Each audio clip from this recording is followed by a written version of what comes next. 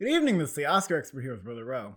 It's time for Sundance coverage. We're going to quickly go over some of the films that we're seeing at the festival. The first film that we saw that opened the festival was CODA, directed by Sean Hayter. CODA is about a teenager who is growing up with a deaf family, and it's about her unique struggles in regards to that. The film is almost like a Netflixy coming-of-age movie, except that it's very obviously like an indie film, and it's just a little bit more real. It's kind of predictable, like like certain beats that are gonna happen. You get scene where the character jumps off a cliff into the lake. It has a lot of comedy. It's kind of light and gentle, but very heartfelt in the end. I can definitely see why they chose this to be the opener for Sundance, because this is just a movie that I think everybody would like. The deaf family actually makes it really interesting, and they have this dynamic that is nuanced and complex and feels very real. Then there's the performances.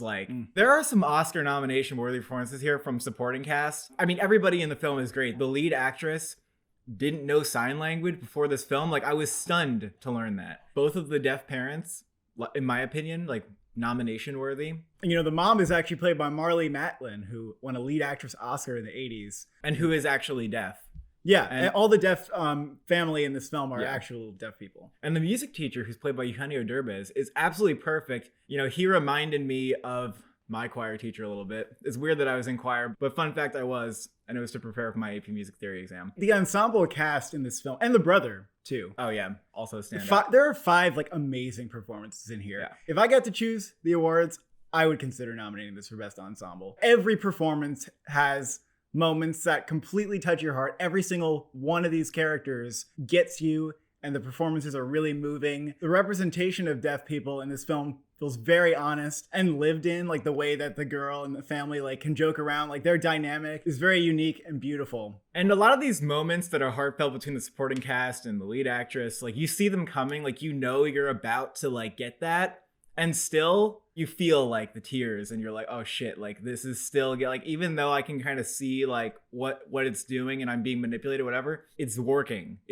really well. And this movie had just several scenes where, it made me cry. For that, I like the movie a lot. One improvement I might like to see for the director's next film is that the cinematography was serviceable, but kind of bland. On one hand, it wasn't overly polished, which would have actually killed it. But on the other hand, it wasn't very expressive. This director is really great with actors and making those scenes that maybe you can even see coming, making those work with how she's directing the performances. And I think she will be on every streaming studio's shortlist for directors that are going to be reliable to direct my coming of age story or my family drama. Especially in the first half, there were some coming of age isms that bothered me, and the story was starting to wear a little thin. But the second half was so heartfelt, I ended up really being won over by the film. I think it's almost impossible not to be won over by it. I would absolutely recommend this movie to everybody, because why wouldn't you want a movie that makes you feel really good and makes you want to cry? Or why wouldn't you want that film? It feels relatable to the whole high school experience in a sense. It's also a valuable perspective that we get on deaf people. I would give this film a 9. I will give it an 8. This is a great way to kick off the festival. The next film we saw is called One for the Road. It's directed by a director who goes by the pseudonym Baz. And it's a Taiwanese film. It's about a young man who is tasked with driving his dying friend around to see all of the people in his life that he wants to say final words to. The film has a good amount of energy in the cinematography and the editing. It's very stylized. And it's very stylized for not really fitting into a genre except for kind of drama, maybe even melodrama. Sometimes those heavy stylistic moments are overly relied on in moments where a little more subtlety could have brought out the emotions. But this movie definitely just takes the approach of soundtrack, slow motion, whatever it needs to do to make each scene kind of pumped up. It tones down a little bit in the second half.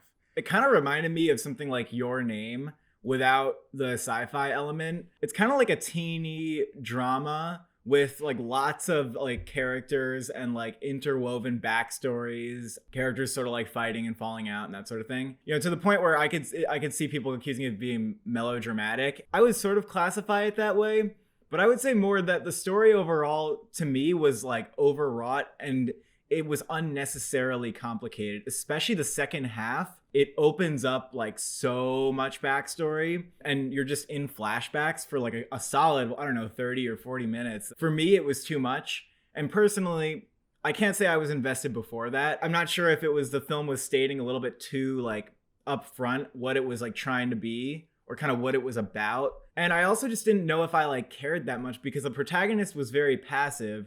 His friend was really like, he should have been the protagonist because that was the proactive character, but the proactive character almost like didn't feel like they were changing very much, which is why they weren't made the protagonist in the first place. The narrative takes a lot of like winds and loops, and it ends up kind of where we expected it to go. You know, the movie does make it pretty clear like what it's trying to say. This is not a movie where like the message is going to be very hidden. The second half, I think what it's trying to do is it's trying to make those stakes really personal for the two main characters, but it ends up coming all the way back around to like the same message that we were sort of building up to in the very beginning. I just think it would have worked better if like the conclusion that it comes to, like the message, was more surprising. I really started to feel the length of it. Yeah, it was a 2-hour, 20-minute movie. And for some people, it seems to be really working. I came out enjoying it. I thought that there were some genuine moments and some really well acted moments. The style had me interested, like the story turns had me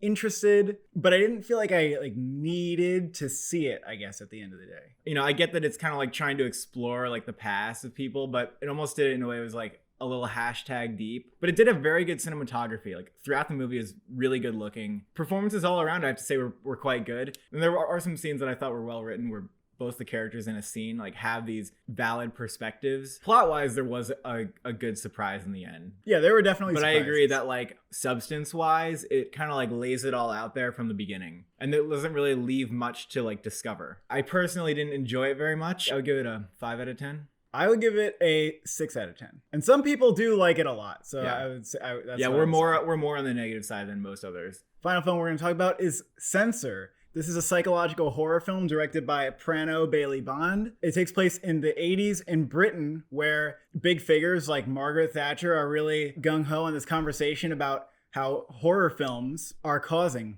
violence in their communities and that the horror films are to blame. And the film follows a censor who decides what bits of films should not be seen. And we delve into sort of her psyche and, you know, what she may be censoring.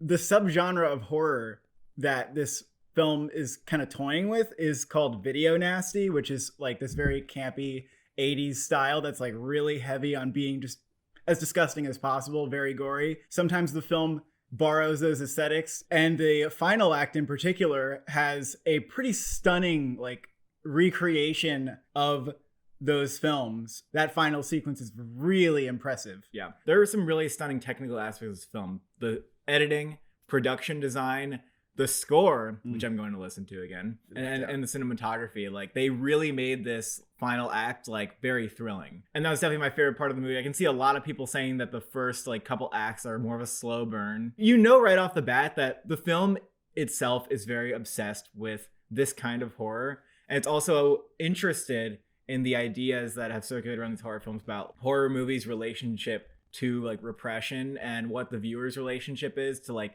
what they themselves like could be repressing. Like these are conversations that like kind of have happened ever since these films like started exposing that. They kind of went along with the whole psychoanalytical movement. And it's very obvious that this film is exploring that, but it was almost in a way that was like a little too on the nose sometimes, where it was just kind of stating the ideas and the concepts from like these theories about how horror films interact with this in like a very literal way, like where there's literal trauma in the movie. I think it's cool how they explore it. I also cannot really pinpoint like what the commentary is regarding some of these themes, especially like with the idea that horror films could be bad for society. I don't really know where the film lands on that, because there's kind of like a sympathizing with both sides in a sense. And I almost don't know if I wanted the film to lean like less into that, trying to be about itself and have like this meta commentary be the substance. I actually really liked that it leaned into the meta commentary, because I thought that that was what was really interesting. But I also feel like it didn't really lose sight of like, you know, the human psychological component. It's not like just a meta commentary on films, because the character is suffering from a lot of guilt. I think the film is also commentating on like how we project onto movies to provide a catharsis and avoid our own guilt. I think that there's kind of a lot here that is worthy of dissection. A lot of people, perhaps you, think that some of it is kind of to be dismissed because maybe you've heard it before or whatever, but I would like to take another dive into this movie because to me there's like something there. The element that was interesting to me was how the horror films like merged with like her concept of reality. I almost wish it just like did more of that. It's preoccupied with trying to like commentate on like the role of horror films, but I think it could have just been like in more of an immersive, like, okay, we're just gonna immerse you into like this style and like have it go kind of nuts. I personally think that those things are very related. I think the middle's a little slow. There's some dialogue that I think is a little on the nosy, but the end is fantastic. And I also want to mention the lead performance from Neve Algar is just very satisfying. Like, that is what I want from a horror movie. Like, I see a lot of actresses who like horror movies being like, this would be a dream role. She gets to do so much, and she's really excellent in it. She really does carry the film. It is not like a scary movie. It's more psychological terror, and the gore and violence is more like the homage part. Yeah. So I wouldn't go in expecting like a scary movie, but you might be a little tormented by it. And it's definitely more on like the art house side. So we're aware it's not for everybody. I'm kind of like fascinated by it. Like I really, when a movie ended, I wanted to break it down and like took a lot of notes. For a movie to make me interested like that, like that's definitely like a highlight for me. I would give it an 8 out of 10. We like it to enough varying extents that I wouldn't expect us to be like one off. Oh, because I would give it a 7. Yeah, I knew you were going to do it. You're like upper end of an 8, and I'm like maybe a little lower on the 7. Yeah. We can't wait to see more films, and thank you for supporting us so that we even got the press pass that allowed us to see these films. And truly thank you for watching. You can say your thing. And thank you for subscribing. You have to say both though, because that would be unprecedented. Thank you for watching. Thank you for subscribing. Do you censor your trauma?